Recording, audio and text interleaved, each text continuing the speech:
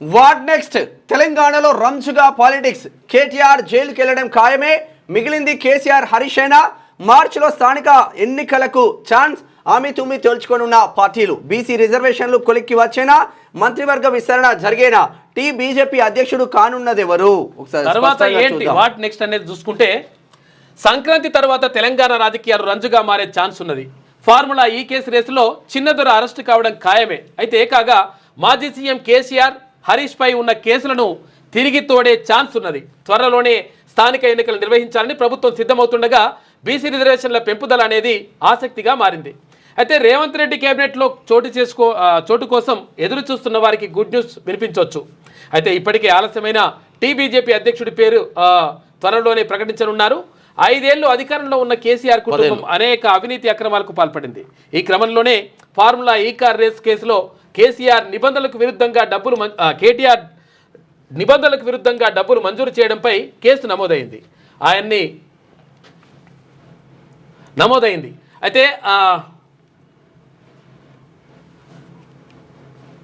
అయితే ఆయన్ని ACB ED విచారిస్తున్నాయి. అయితే త్వరలోనే ఏసీబీ లేదా ఈడీ కేటీఆర్ను అరెస్టు చేయడం ఖాయమని సమాచారం. ఇదే సమయంలో కాళేశ్వరం ఇతర స్కామ్లకు సంబంధించి మాజీ సీఎం కేసీఆర్, మాజీ మంత్రి హరీష్ రావుపై నమోదైన కేసులను తెరపైకి తెచ్చే ఛాన్స్ ఉంది.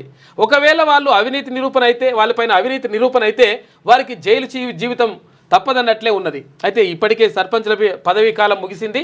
అయితే ఎన్నికల్లో హామీ ఇచ్చినట్లుగా బీసీలకు రిజర్వేషన్లు పెంచి స్థానిక ఎన్నికలు నిర్వహించాలని రాష్ట్ర ప్రభుత్వం భావిస్తుంది. అందుకోసం చేస్తున్న బీసీ కులగణన దాదాపు పూర్తయిన నేపథ్యంలో మార్చిలో స్థానిక పోరుకు ఎన్నికల నగారా విడుదలయ్యే ఛాన్స్ ఉన్నట్టు తెలుస్తోంది. అయితే బీసీ కులగణన నివేదిక బహిర్గతం చేస్తారా లేదా అనే దానిపైన సందిగ్ధం నెలకొంది. రాష్ట్రంలో కాంగ్రెస్ ప్రభుత్వం ఏర్పడి ఏడాది గడిచిపోయింది. ఈ నేపథ్యంలో ఏం జరుగుతుంది? అక్కడ భారతీయ జనతా పార్టీ అధ్యక్షుని మార్పు జరుగుతుంది. తర్వాత ఎవరిని నియమిస్తారు? ఇక్కడ బీసీకి సంబంధించినటువంటి వ్యక్తికి ఇస్తారా, లేదంటే ఇంకో వ్యక్తికి ఇస్తారా, లేకపోతే 10 సంవత్సరాలు మినిమం అక్కడ భారతీయ జనతా పార్టీలో ఉండాలనేటువంటి నిబంధన ఇట్లా పెడతారా? అది పెట్టకుండా మరి కొంతవరకు సడలింపేమని ఇస్తారా అనే దానిపైన ఒకటి. తర్వాత ఇక్కడ కేసీఆర్కి సంబంధించి మరి కేసీఆర్ కూడా జైలుకి వెళ్తాడా? తర్వాత ఇప్పుడు కేటీ రామారావు నిజంగా ఒకవేళ ఈడీ విచారణ, తర్వాత ఇక్కడ ఏది ఈ కార్ రేస్ విషయంలో ఏసీబీ విచారణ, ఈ 2 విచారణలో ఒకవేళ ఆయన 100% దోషిగా తేలేటువంటి అవకాశం ఉన్నట్టుగా తెలుస్తూ ఉంది.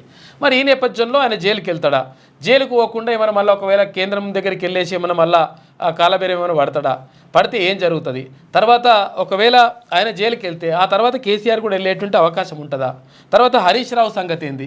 హరీష్ రావు కూడా మళ్ళీ ఈ కాళేశ్వరంకి సంబంధించినటువంటి కుంభకోణంలో ఏమైనా అంటే అందులో వెళ్ళేటువంటి అవకాశం ఉందా? ఫోన్ ట్యాపింగ్ విషయంలో ఎటువంటి పరిస్థితులు ఉన్నాయి? వీటన్నిటిపైన ప్రధానంగా చర్చ జరుగుతూ ఉంది.